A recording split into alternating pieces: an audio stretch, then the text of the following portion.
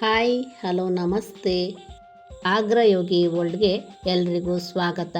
ಎಲ್ಲರೂ ಚೆನ್ನಾಗಿದ್ದೀರಾ?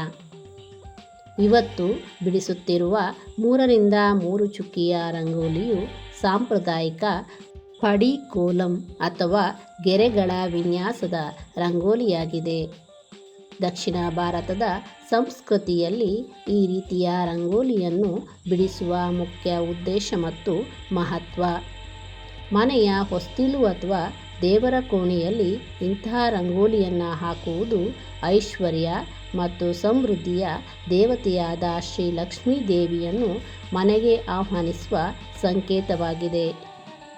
ಈ ರಂಗೋಲಿಯನ್ನು ಪ್ರಮುಖವಾಗಿ ಶುಕ್ರವಾರ ಮತ್ತು ಹಬ್ಬ ಹರಿದಿನಗಳಲ್ಲಿ ವಿಶೇಷ ಪೂಜೆಗಳ ಸಂದರ್ಭದಲ್ಲಿ ಬಿಡಿಸಲಾಗುತ್ತದೆ.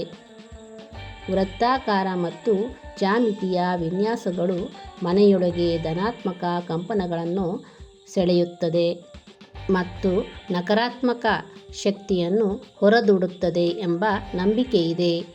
ಈ ರಂಗೋಲಿಯ ಮಧ್ಯಭಾಗದಲ್ಲಿರುವ ಹಳದಿ ಮತ್ತು ಕೆಂಪು ಬಣ್ಣದ ಕುಂಕುಮ ಮತ್ತು ಅರಶಿನ ಬೊಟ್ಟು ಈ ರಂಗೋಲಿಗೆ ಸಂಪೂರ್ಣವಾದ ಪೂಜಾ ವಿಧಿವಿಧಾನಗಳ ಪ್ರಾಮುಖ್ಯತೆಯನ್ನು ನೀಡುತ್ತದೆ.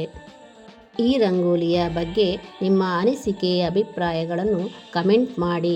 ಈ ರಂಗೋಲಿ ಇಷ್ಟವಾಗಿದ್ದಲ್ಲಿ ಲೈಕ್ ಮಾಡಿ, ನಿಮ್ಮ ಸ್ನೇಹಿತರಿಗೂ ಶೇರ್ ಮಾಡಿ.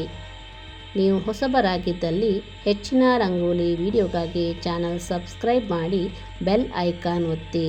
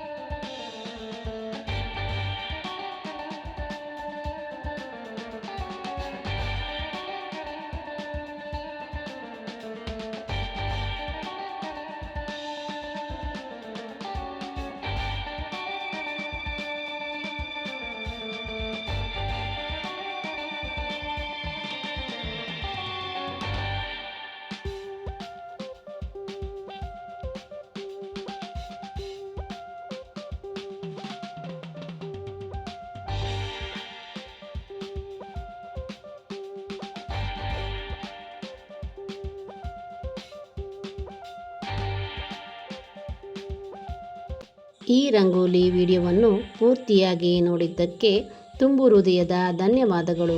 ಮತ್ತೊಂದು ಹೊಸ ರಂಗೋಲಿ ವಿಡಿಯೋದೊಂದಿಗೆ ಮತ್ತೆ ಭೇಟಿಯಾಗೋಣ. ನಮಸ್ಕಾರ.